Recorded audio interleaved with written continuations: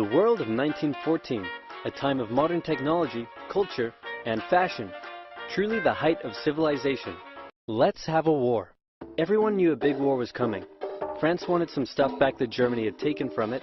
Germany wanted to take more of everyone's stuff, and they were building a big sexy navy that was making the British uncomfortable. These two empires thought they were really cool, but lots of different people who lived there didn't think it was so cool. And some of them had even been declaring independence with help from Russia. Everyone was talking about each other behind each other's backs. Throw in the fact that military technology had come a long way since the last major war, and suddenly everyone was pretty eager to beat each other up. In this area of Austria-Hungary live some Serbs and Bosnians who hated living in Austria-Hungary. So the Austro-Hungarian Archduke Franz Ferdinand goes there for a nice drive in an open-top car with his car's route published in advance. And that went just about as well as you'd expect.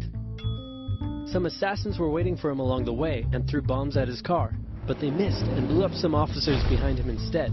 So the Archduke goes into hiding, leaves Sarajevo, and the whole war never happens. Except no, the Archduke doesn't leave, but instead goes back out in the open-top car to visit the injured officers in hospital. The driver takes a wrong turn and by sheer coincidence gets stuck beside one of the failed assassins, who shoots him. Austria-Hungary is understandably pissed about all this, and they think the Serbian government had something to do with it, which they might have. So they go to their ally Germany and say, "Hey Germany, we're going to declare war on Serbia," and Germany is all for that. So Austria-Hungary send a big list of impossible demands to Serbia, and when Serbia refuses, they declare war. Austria-Hungary and Germany are friends, and Serbia is protected by Russia, who's friends with France, so they all declare war on each other. Montenegro joins in too. France and Britain also have a kind of alliance, so when France says, "Hey Britain, you got my back?" Britain is like, maybe. And then they decide to stay out of it, which is great for Germany because Germany has a plan. They know that Russia is so big and clumsy that it will take them a while to get ready for war. So with this guy in charge, Germany will send all its troops into France at lightning speed while Russia's getting ready, defeat France, then move all the troops to Russia and defeat Russia, and then we all speak German and eat Pfefferpottast every day. Just one problem. France has loads of forts and defenses along its German border, and Germany can't waste any time fighting them, so Germany decides to go around them, through Belgium. Belgium is neutral, but Germany wants to march 750,000 troops through it to get around France's defenses. They're hoping Belgium will just kind of sit down and shut up, but they don't. They fight back, and they're pretty good too, so they slow the Germans down. What's worse is that Britain shows up, and they're pretty pissed that Germany's invading neutral countries. So now Britain declares war on Germany. So Germany push on through Belgium and commit some atrocities along the way. They also wear spikes and sometimes skulls on their uniform. So if you're trying to not look like the bad guys, good job. The Allies have a propaganda extravaganza, and this starts having an influence around the world, notably in America. The US President Woodrow Wilson sees himself as a bit of a Jesus figure, and spends most of the war trying to get everyone to just hug it out. But there's also a large population of ethnic Germans living in the United States, and when the war first broke out, they were like, "Yay, Germany!" But now that they're committing atrocities in Belgium, they're less enthusiastic. Let's play Spot the French. So when the French were slowly marching in columns through the countryside, the Germans easily tore them to shreds with their giant guns.